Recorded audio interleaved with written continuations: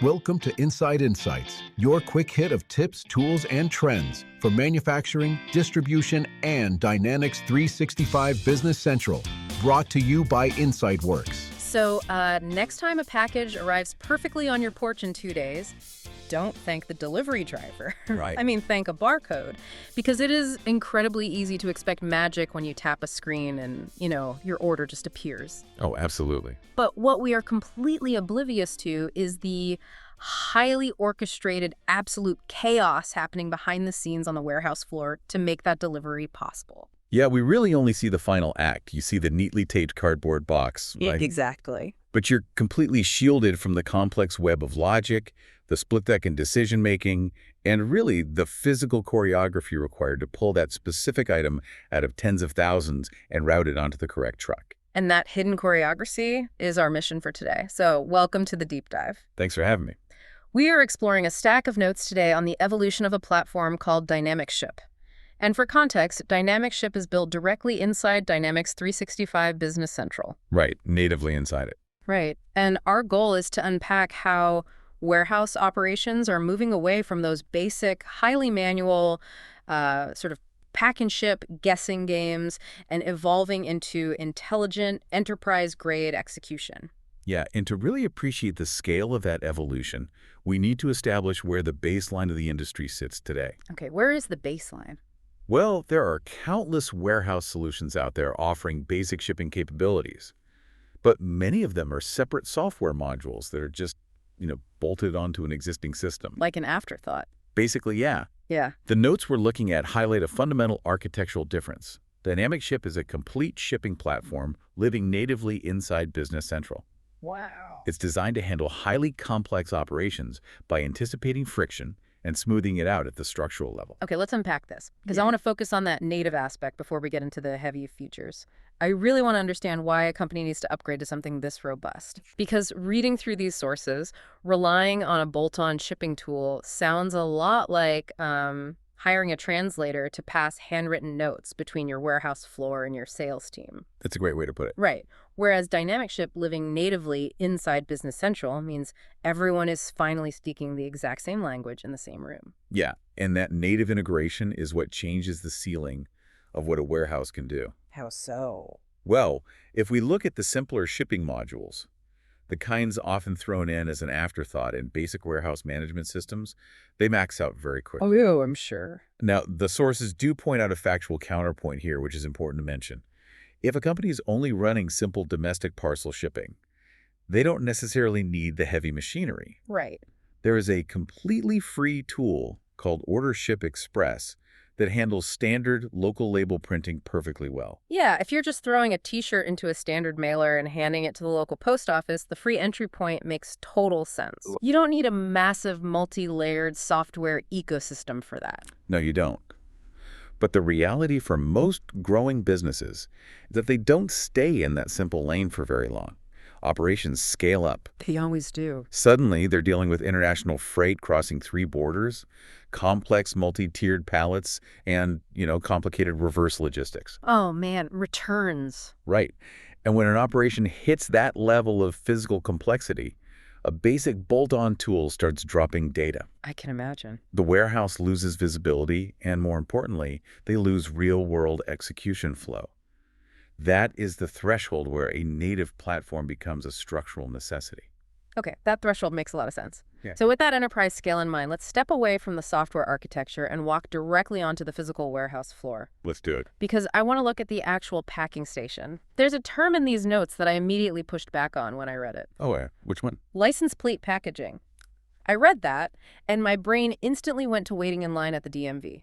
Yeah, it's not the most exciting term. What does a license plate actually mean for a person standing at a packing table with a tape gun? The terminology definitely sounds bureaucratic, but the physical application is what keeps a massive warehouse from descending into total anarchy. Okay, that's a big claim.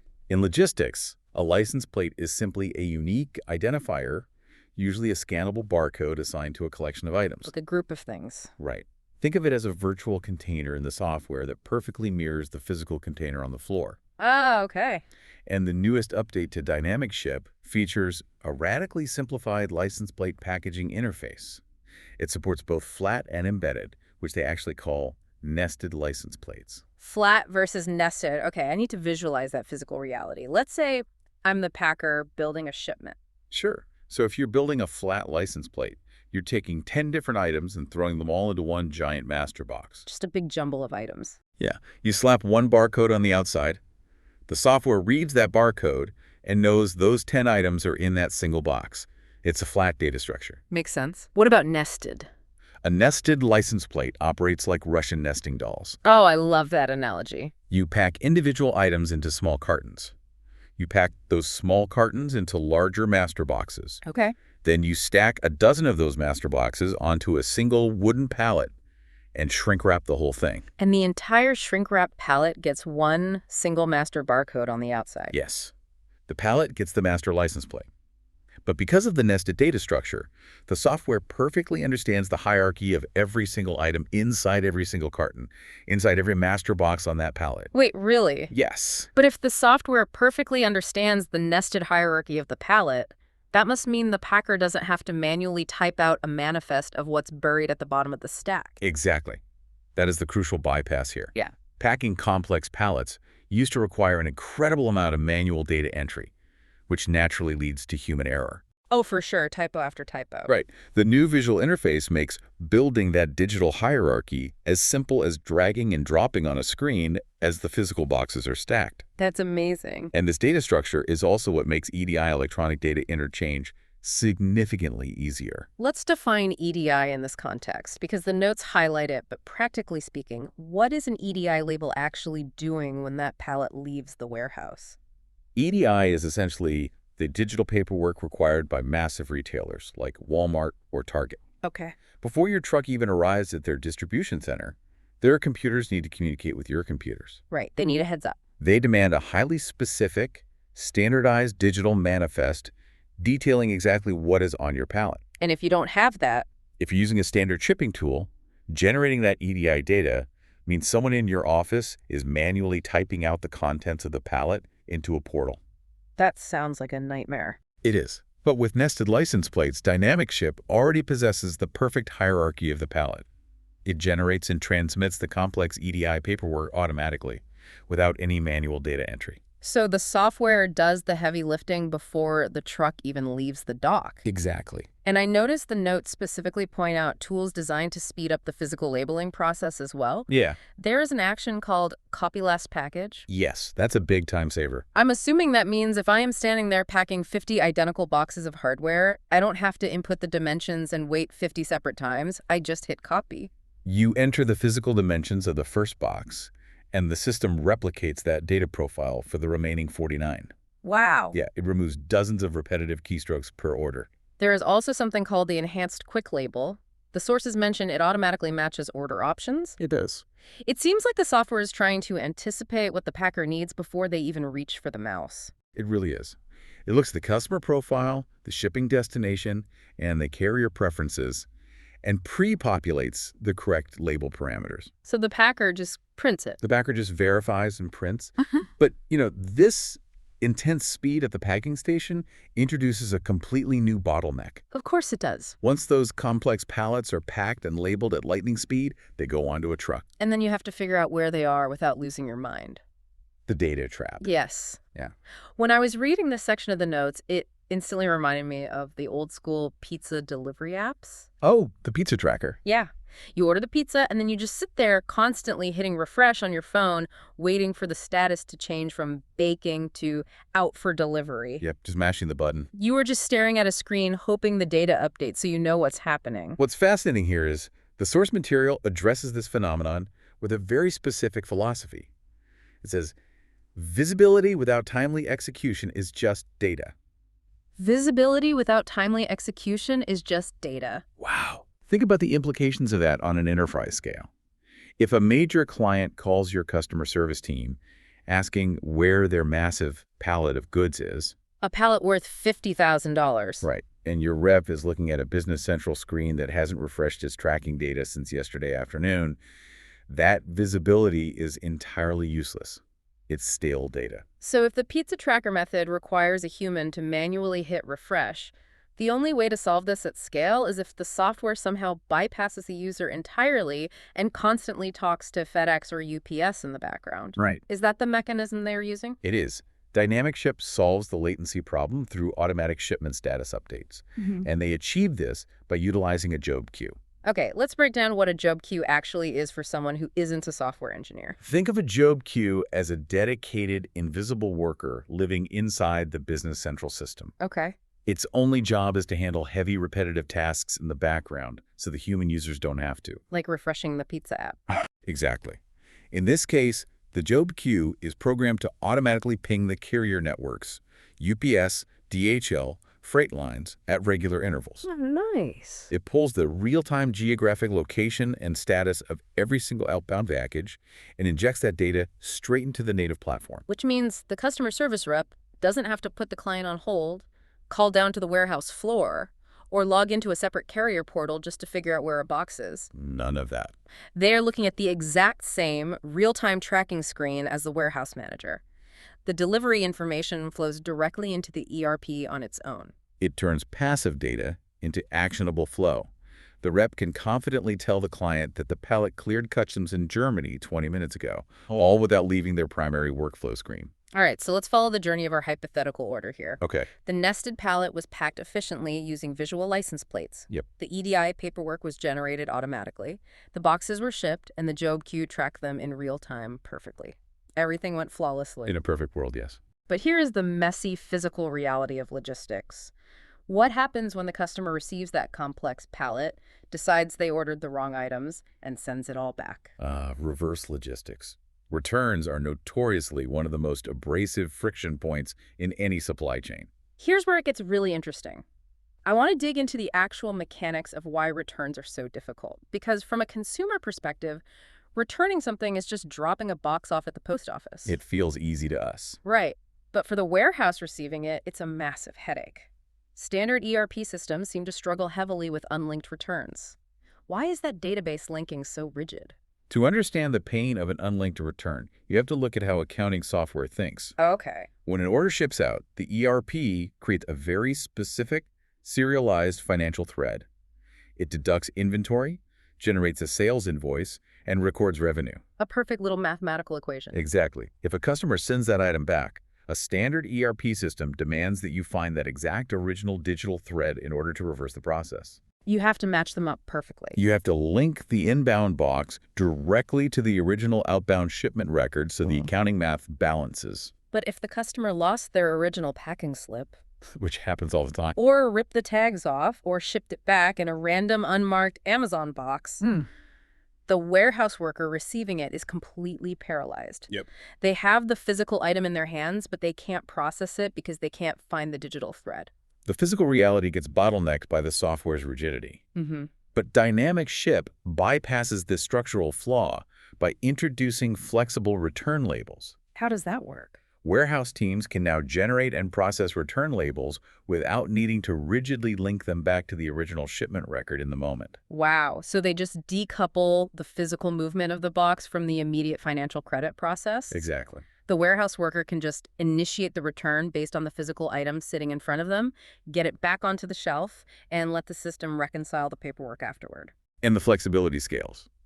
A worker can create a return label for a single damaged package, or they can generate return labels for all 50 packages in a massive multi-part order simultaneously. That's huge. The software also introduced support for custom return addresses. Oh, meaning if a client is returning a specialized piece of electronics that needs to go to a third-party repair facility instead of the main distribution center, the system routes it there automatically. Right. The warehouse doesn't have to intercept it and manually reship it.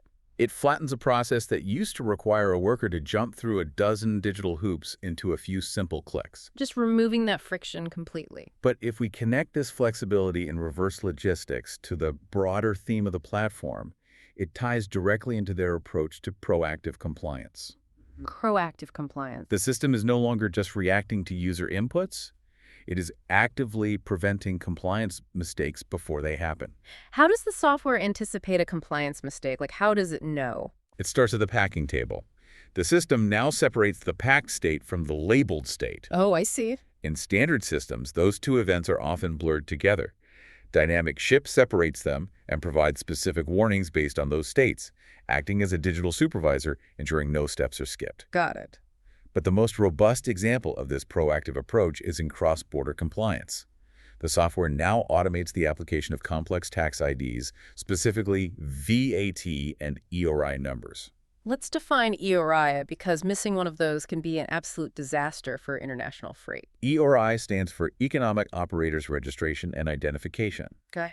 It is a highly specific ID number required by the European Union to track shipments for security and customs purposes. And if you don't have it? If you attempt to ship a pallet of goods into Germany or France and your EORI number is missing or formatted incorrectly, that pallet will be seized and held at customs for weeks. Weeks. It is a massive disruption. So how does Dynamic Ship prevent the packer from making that mistake? Because a warehouse worker trying to hit a quota isn't going to stop and memorize European customs law. Because the shipping software lives natively inside Business Central, it has direct access to the customer's master profile and the destination country's live customs requirements. Ah, that native connection again. Before the packer even attempts to print the label, the software cross-references the destination. If the shipment is going to an EU country, the system automatically pulls the EORI and VAT numbers from the customer's profile and applies them to the digital paperwork. That's brilliant. If the number is missing from the profile, the system actively throws a hard warning, stopping the packer from generating the label until the required fields are filled. So it refuses to let them make a mistake that will cause a delay 3 days later in a different country. Exactly. It's actively checking the math before the box ever gets taped up. And that workflow optimization touches every corner of the process. They've added features for combined shipments, allowing multiple separate orders heading to the same single location to be grouped together to save freight costs. All right. They introduced highly flexible options for displaying the bill of lading, depending on what specific carriers demand. They refined how the system handles duplicate or split quantity items during a pick. Wow. They even built direct access links routing a user from a warehouse pick straight to the final shipment screen. It's just nonstop streamlining. Let's pull back and look at the entire journey we just went on. Sure. We started with the realization that for a company shipping simple domestic boxes, a free tool like Order Ship Express is the perfect entry point. Yep. But for the complex physical reality of a growing enterprise, you need native integration.